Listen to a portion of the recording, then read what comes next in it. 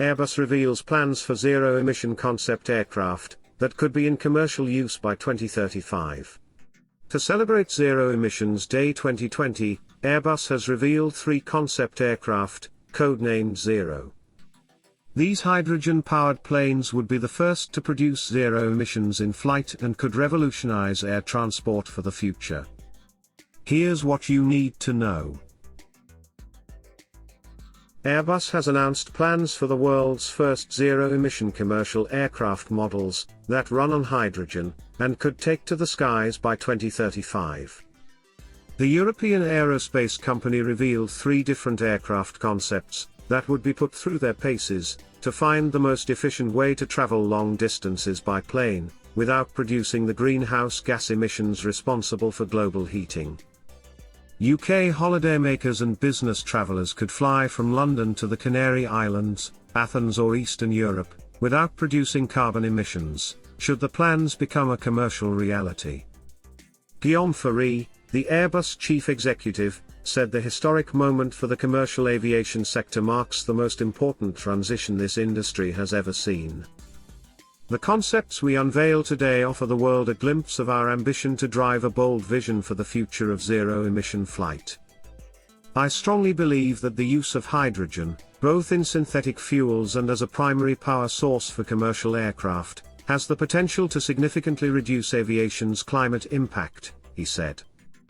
All 3 of the aircraft concepts rely on hydrogen as a fuel, because the only emissions produced when it is burned is water vapor, making it a clean fuel option for heavy vehicles such as planes, trains and trucks. The 3 concepts are all called Zero, and could be the world's first zero-emissions aircraft if they make it to production. Concept 1, the narrow-body replacement. The first design is a turbofan aircraft with a range of around 2,000 nautical miles. Airbus says this aircraft would be powered by a modified gas turbine engine, operating entirely on hydrogen as an alternative to jet fuel.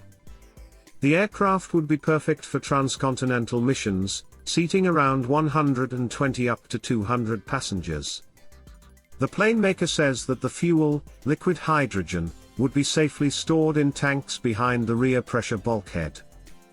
It could be the A320 successor the world needs. Concept 2, the regional turboprop. The second concept from the plane maker is a turboprop aircraft, clearly targeted to regional markets with a capacity of around 100 passengers. Despite being a small plane, it would have a range of around 1,000 nautical miles, making it ideal for the short-haul marketplace. Like the narrow body, this aircraft would be fueled by hydrogen via modified gas turbine engines. The propulsion would rely on the combustion of hydrogen fuel. Concept 3, the breakout concept. While the first 2 concepts look pretty standard in terms of aircraft design, the third is a step out of the box for aerospace. Airbus has presented the blended wing concept aircraft as the third zero-emissions idea, something which it floated to the world earlier this year. The unusual design would make for a high capacity of seating, up to 200 passengers. Airbus says that the wide fuselage would present more options for hydrogen storage and distribution, as well as making some interesting possibilities for cabin design. While these concepts are interesting to see, Airbus concedes that there are some significant challenges to overcome, if they are to be brought to market. Things like hydrogen storage and transportation, refueling capabilities at airports, and the considerable investment this will require all need to be navigated to realize the dream of a zero-emission aircraft. These concepts will help us explore and mature the design and layout of the world's first climate-neutral, zero-emission commercial aircraft, which we aim to put into service by 2035. The transition to hydrogen, as the primary power source for these concept planes, will require decisive action from the entire aviation ecosystem. Together with the support from government and industrial partners, we can rise up to this challenge to scale up renewable energy and hydrogen for the sustainable future of the aviation industry. Researcher Falco Okut from the Potsdam Institute for Climate Impact Research, PIK, told he was not surprised by Airbus' presentation to EU officials. Directly using hydrogen comes with handling challenges that decrease the passenger capacity and range of hydrogen planes. The energy density of hydrogen per weight is high, while the energy density per volume is low, he said. A recent report co-authored by Okut highlighted another potential issue in Airbus' presentation: using hydrogen-based fuels for the smallest planes would be much less energy efficient than electrifying them. The low energy efficiency of hydrogen and e-fuels is a major challenge.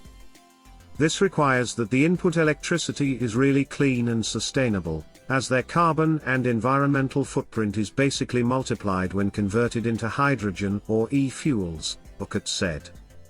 This means that electricity should be 100% low carbon, e.g., renewable, and carbon for e-fuels should be non-fossil, e.g., from direct air capture. The carbon and environmental footprint can be higher than those of current fossil kerosene.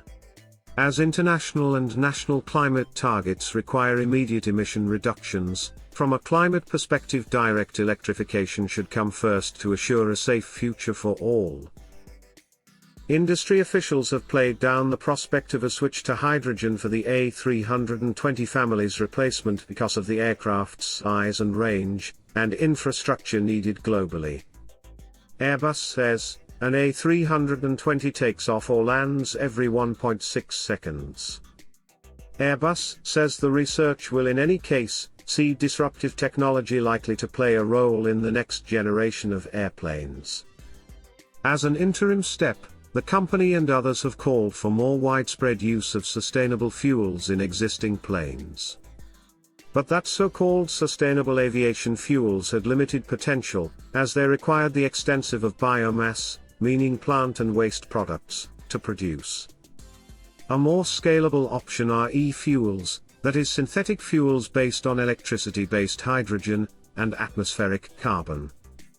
While the required technologies, such as electrolysis, and direct air capture are in their infancy, policy support, industry investments, and future innovation can bring down costs and scale up quantities after 2030. Airbus has said it will choose the final product for a new decarbonized plane in 2025. The briefing said, it would also narrow down the choice of broad concept as early as mid-2022. The next step for Airbus will be to evaluate these concepts and technologies to see whether they can be matured into viable products. What do you make of these aircraft concepts? Let us know in the comments.